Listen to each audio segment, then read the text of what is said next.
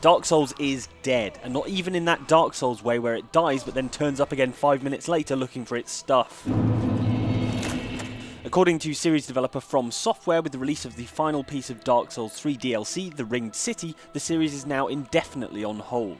Souls impresario Hidetaka Miyazaki says From Software is done with the series and is moving on to an all-new game. That's good news for our frayed nerves, I suppose, but bad news for our powerful urge to play more Dark Souls forever.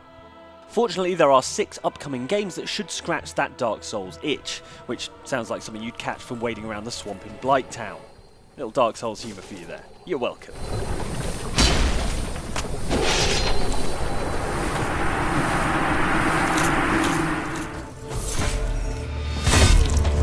First up, and coming out very soon indeed, on the 16th of May, The Surge takes the measured melee combat that the Souls series popularised and translates it to a sci-fi future Earth. And first prize to you if you guessed that everything on future Earth has gone straight to hell in a handbasket.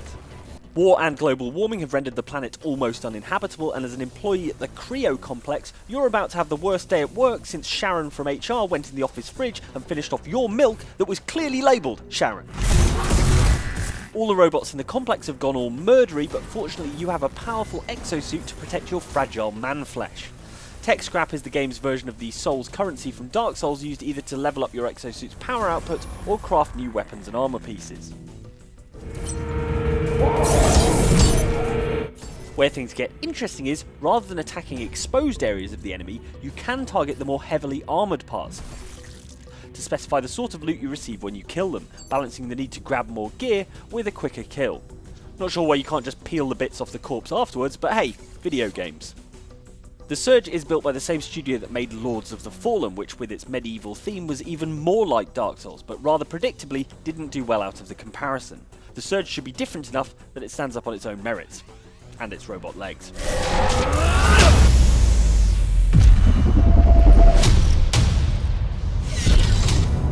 人類の命脈は途絶えた。滅びの運命に抗うため、人は人であることを捨てる。 Developed by the team behind God Eater, Code Vein is a distinctly Dark Souls-y action RPG set in yet another apocalyptic future Earth. This time though, you play as a vampiric revenant whose powers are charged up by chugging the blood of his foes. Should have gone into politics. While the visuals are more anime-inspired, Code Vein's combat is clearly in the classic Dark Souls mould. To mix things up, there's apparently an ally system that will allow you to take companions on your journey with you. If you weren't prepared to face a Dark Souls boss without summoning some help first, this might well be the Souls-alike for you. Most of what we've seen so far is a city destroyed by the so-called Thorns of Judgment, but there's clearly some variety in the environments, with a glimpse of an icy location too. Code Vein shares the same publisher as Dark Souls, Bandai Namco, and launching the teaser with the Dark Souls-y tagline, "Prepare to dine," they're aiming this game directly at Souls fans. Well, either Souls fans or just hungry people. Ashen was announced at E3 2015 and takes place in a bleak environment where natural light is blocked out by clouds of volcanic ash. It's got the same mournful, dead world vibe that Dark Souls has, and features what the developer calls high-risk combat, and what we call quite a lot like Dark Souls combat. Where things differ is that Ashen is apparently all about forging relationships, that is, finding people out in the vast open world that you can trust and bringing them safely back to your settlement, where they'll provide unique skills and crafting abilities. To be honest though, we have enough trouble preserving our own hide in Dark Souls, let alone looking after anyone else. There's also what's described as passive multiplayer, which means you might encounter other players with their own agendas. Though if my experience of open world multiplayer is anything to go by, item 1 in the agenda will be kill Mike, followed by teabag his corpse, and wear all his stuff.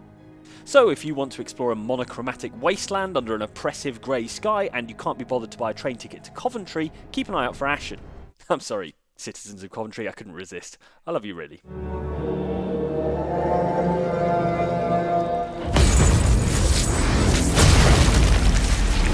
The series that just will not die, Darksiders returns with a third iteration and plays fast and loose with the 4 Horsemen of the Apocalypse thing, presumably because famine and pestilence are super slow ways to kill someone. Instead, you play as Fury, who is a brand new Horseman of the Apocalypse and sister to War from the first game.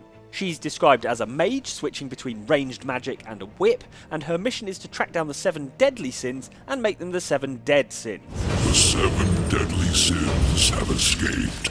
and are ravaging the earth. Alright, the combat is unlikely to be as challenging as Dark Souls, but what's piqued our interest is the promise that Darksiders 3 will feature a giant interconnected world where areas are visible long before you get to them. It even has those lifts that are activated by a touch plate. That interconnected world is one of our favourite aspects of the Dark Souls games and a key part of their magic, so Darksiders 3 will probably turn out to be a far more accessible take on a similarly structured game, like a sort of Dark Souls Vacation.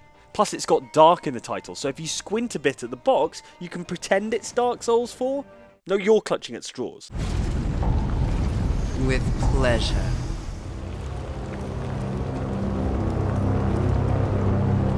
Capybara's game Belove was actually supposed to already be out by now. In fact, it was supposed to be with us almost a year ago in summer 2016. Instead, it's been delayed in order to perfect the game and polish it up for release. As a result, we can't tell you when Belove will actually arrive, but when it does, expect an unforgiving RPG with combat that requires the sort of patience normally exhibited by Buddhist monks, trapdoor spiders, and England football fans waiting for another World Cup victory. So far, so Dark Souls, but the difference is Belove takes a zoomed out top-down perspective and applies a photographic tilt-shift filter to everything to make it look teeny, demonstrating just how isolated and vulnerable your player character is in an extremely hostile world. Also, unlike Dark Souls, Belove is a roguelike, similar in structure to Oxbox favourite Spelunky. It's a world that will change every time you die, meaning you can't hone your strategies and skills in the same way as you can in a Souls game. So, more difficult then? Good-o. Movement during exploration is tile-based. When you meet an enemy, you switch to combat-based movement, which uses the nodes shown on the tiles. This next game is extremely Dark Soulsy because it's Dark Souls the board game, which is currently winging its way to Kickstarter backers and will be available to the rest of us soon. And no, it is not cheating including it on this list, it is still a game. We haven't played the Dark Souls board game yet, but friend of Oxbox Johnny Chiodini from the Eurogamer YouTube channel has, and reckons it's a remarkably faithful recreation of the Dark Souls experience in tabletop form.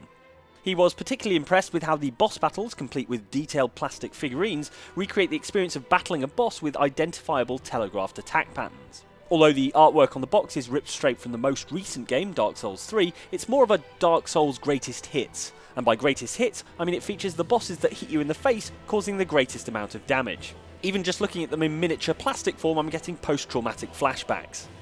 On the plus side, it's also designed as a cooperative board game for up to 4 players, meaning you don't have to face the myriad horrors of Lordran all alone. Well, at least until your 3 mates die in combat and you're left to face a pissed-off dancer of the Boreal Valley all by yourself. Get good, scrubs, honestly. There you have it, that was our list of upcoming games that will fill the Souls-shaped hole in your life now that the Dark Souls series is done. But as hard-bitten veterans of Lordran, Drannlake and Lothric, what new challenges are you looking forward to? And if you've never played a Dark Souls game before, which of these games are you going to play after you play all of the Dark Souls games? Let us know in the comments, like and subscribe if you enjoyed this, and praise the sun.